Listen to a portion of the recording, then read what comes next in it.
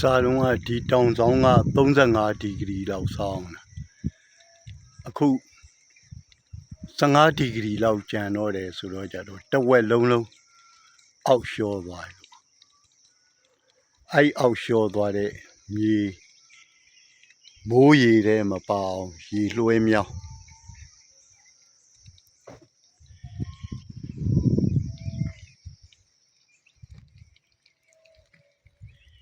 ရေလွှဲမြောင်းလူမလို့ရှိရင်ခုနကတော့တောင်ပေါ်ကဆင်းလာတဲ့ရေကဒီဘက်ကနေပြီးတော့ဟုတ်သင်္ဘောကင်းနေ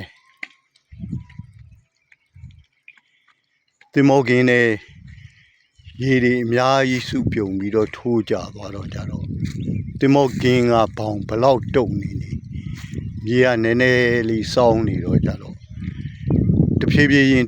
င်းပါပြီးတော့ပေါက်တော့အဲ့တော့ကြတော့ဒီဟာရေနှုတ်မြောင်းကအခုရှမ်းမြောက်ဘက်ကနေပြီးတော့ဒါတောင်ဘက်ကို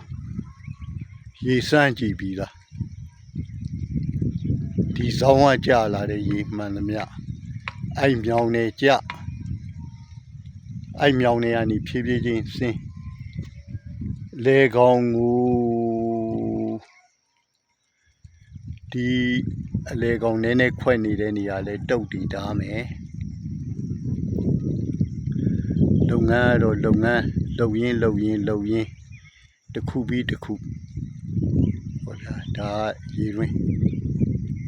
ခုဒါတွင်းရေပဲသုံးနေရတော့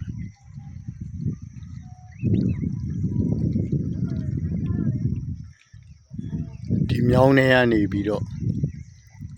ဟိုဘက်ကိုရေတောက်လျှောက်မစင်းအောင်လို့အလဲကောင်း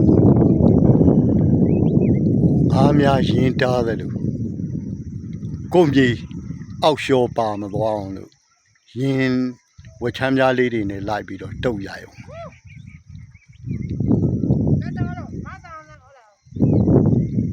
ဟိုကောင်မလေး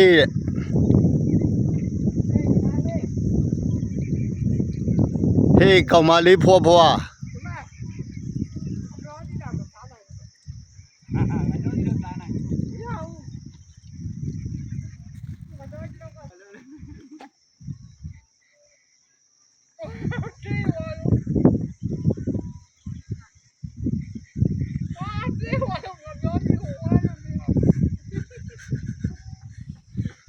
ပါစားလာလို့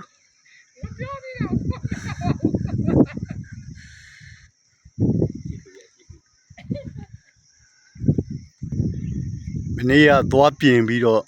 ညတွင်းချင်းရောက်အောင်ပြန်လာတာပါခင်ဗျာည9နာရီထိုးမှ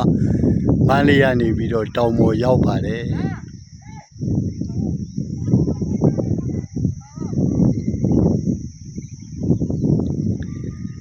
သွားပြင်လာတာငပြောသီးစားကြည့်တာတဲ့